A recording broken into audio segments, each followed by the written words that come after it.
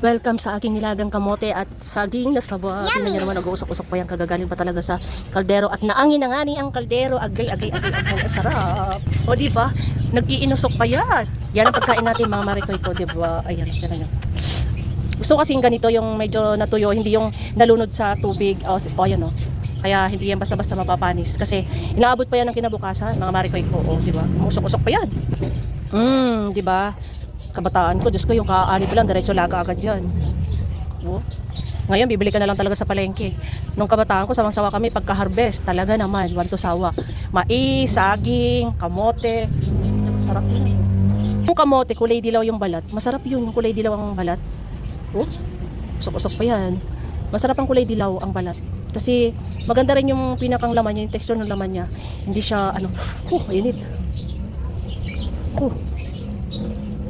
Init talaga. Grabe na itik. Tapos sa saba, gusto ko yung manibalang. Manibalang or yung medyo mag-green pa ng konti. Yung nabili ko kasi medyo maniba na siya.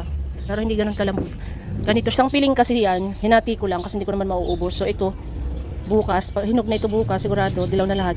Ang ginagawa ko rito, kinakain ko na lang, pinakang almusal ko in the morning, mga 10 o'clock ng umaga. Yan, pagkain ko yan siya.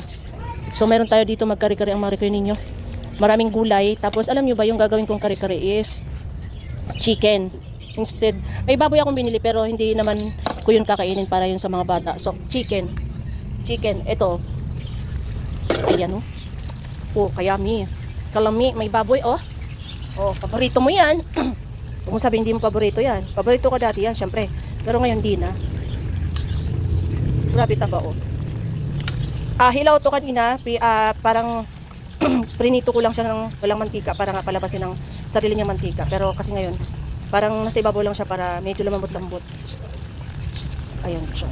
Tsaka bagong kata yung baboy. Kasi sobrang lambot ng baboy. Sa part nung sa may tiyan. Tatlong hiwa lang siya. Tatlong hiwa lang yan. Tapos, lahat ng yun sa ilalim. Chicken na yan. So, ito, luto na. Luto na to. So, hindi naman natin pwedeng matutsang yan. Matigas pag natutsang naman ang chicken. So, tamang lang. Okay na yan. Pero kasi, syempre, mamaya sa tayo ng gulay, yung pinakang sauce, ilulubog ko naman yan siya. Pwedeng ilubog, pwedeng hindi. So, kayo bahala. O, diba? Kari-kari na pritong manok. Kari-kari na pritong manok siya. Ayan. Gusto ko chicken talaga. Why not naman chicken, diba? Mas prefer ko yung chicken. Yung kari-kari kasi yung sauce talaga, maraming gulay. So, may mga gulay na akong nakahanda. Gagawa na lang ako ng sauce.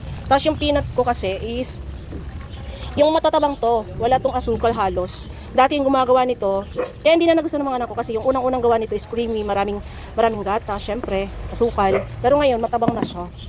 So, pang kare-kare na lang siya, bagay siya sa kare-kare kasi matabang talaga siya. So, ayun, iniipon ko lang ito. So, ayun, thanks for watching mga Mars ko.